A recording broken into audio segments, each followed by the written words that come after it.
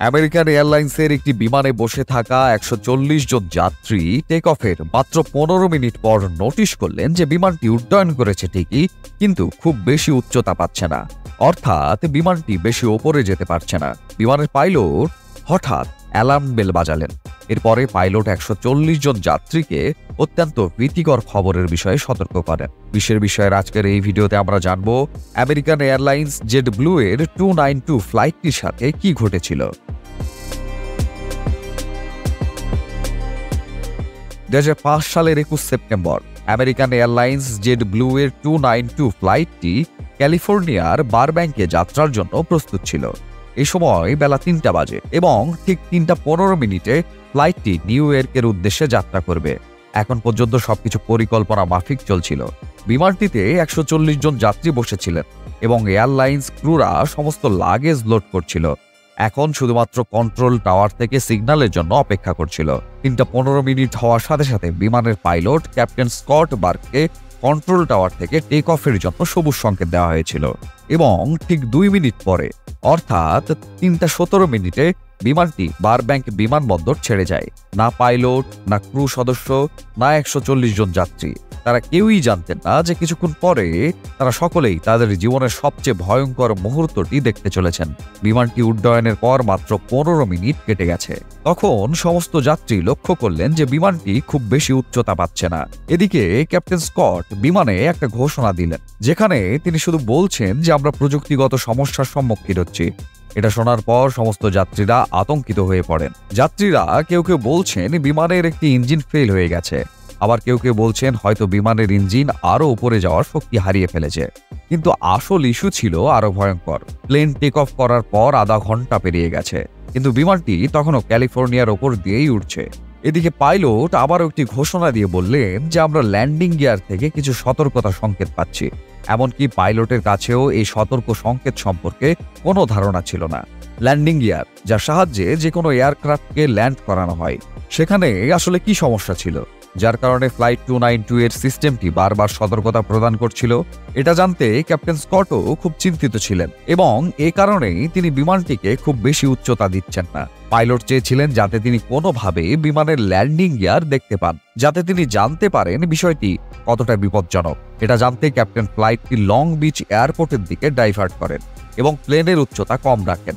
Long beach এয়ারপোর্টের control tower zoom camera দিয়ে বিমানটির ল্যান্ডিং গিয়ার দেখে যে এটি সম্পূর্ণ ৯০ ডিগ্রিতে ঘুরে গেছে। অর্থাৎ এখন এটা নিশ্চিত ছিল যে বিমানের অবতরণ হয় ক্র্যাশ ল্যান্ডিং হবে, নয়তো জরুরি অবতরণ।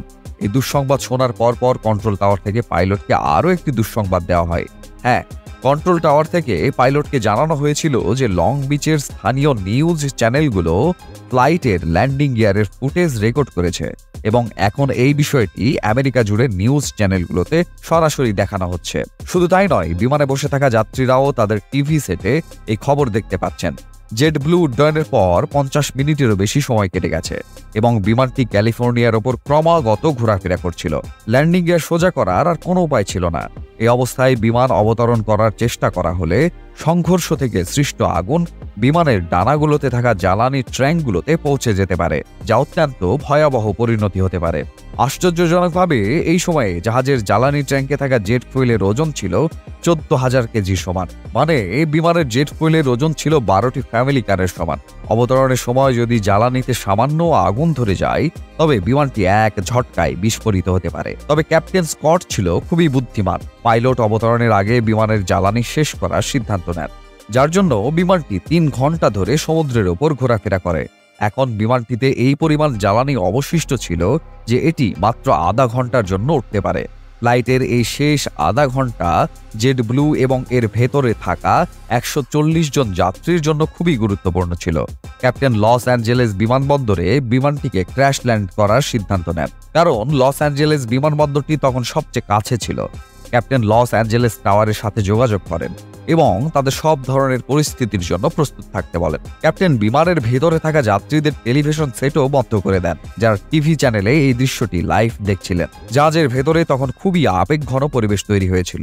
একজন ব্যক্তি পুরো দৃশ্যটি ক্যামেরায় রেকর্ড করেন এবং তার পরিবারের জন্য একটি ভিডিও বার্তাও রেকর্ড করেন। জেড ব্লু এখন লস অ্যাঞ্জেলেস টাওয়ারের রাডারে ছিল এবং বিমানবন্দরের ক্রুরা বিমানটিকে বাঁচানোর জন্য সমস্ত প্রস্তুতি সম্পন্ন করেছিল। ফায়ার ট্রাক থেকে অ্যাম্বুলেন্স সবই প্রস্তুত ছিল।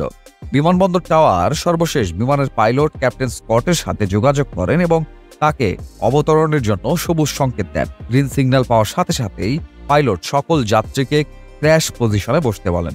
এই অবস্থানে বসে সংঘর্ষের সময় অনেক কিছু বাঁচাতে পারে, যাকে ব্রেস পজিশনও বলা হয়। বিমানটি এখন লস অ্যাঞ্জেলেস বিমানবন্দরের রানওয়েতে পৌঁছেছে।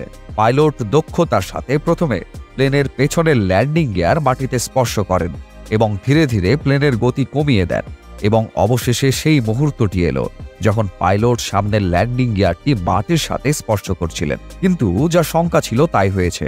এটি মাটিতে স্পর্শ করার সাথে সাথেই সংঘর্ষজনিত কারণে ল্যান্ডিং গিয়ারে একটি বিশাল আগুন ছড়িয়ে পড়ে। আগুন এতই তীব্র ছিল যে ভেতরে বসা যাত্রীরাও উত্তাপ অনুভব করেন, কিন্তু শীঘ্রই সবকিছু শান্ত হয়ে যায় এবং বিমানটি নিরাপদে থামে। এটি সেই মুহূর্ত ছিল যখন পাইলট, ক্রু, যাত্রী এবং সমগ্র আমেরিকা যারা এই দৃশ্যটি সরাসরি দেখছিল তারা স্বস্তির নিঃশ্বাস ফেলেন এবং একে একে যাত্রীদের নামানো হলো। সামনের ল্যান্ডিং গিয়ারের চাকাটি এতটাই জরাজীর্ণ হয়ে গিয়েছিল যে এটি সম্পূর্ণরূপে অর্ধেক ভেঙে গিয়েছিল। তদন্তে জানা গেছে যে সামনের ল্যান্ডিং গিয়ারে একটি লক থাকে যা চাকাটিকে ঘুরতে বাধা দেয়। লক ভাঙার কারণে টেক অফের পরপরই ল্যান্ডিং গিয়ার 90 ডিগ্রি ঘুরে যায়। ভাগ্যক্রমে পাইলটের দক্ষতার কারণে একজনেরও ক্ষতি হয়নি। এই ছিল বিশ্বের বিষয়ের আজকের এই ভিডিওতে। আশা করছি ভিডিওটি আপনাদের সকলের কাছে অনেক ভালো লেগেছে। ভিডিওটি কেমন লেগেছে তা জানিয়ে কমেন্ট করুন। ভিডিওটি ভালো লাগলে লাইক এবং শেয়ার করুন।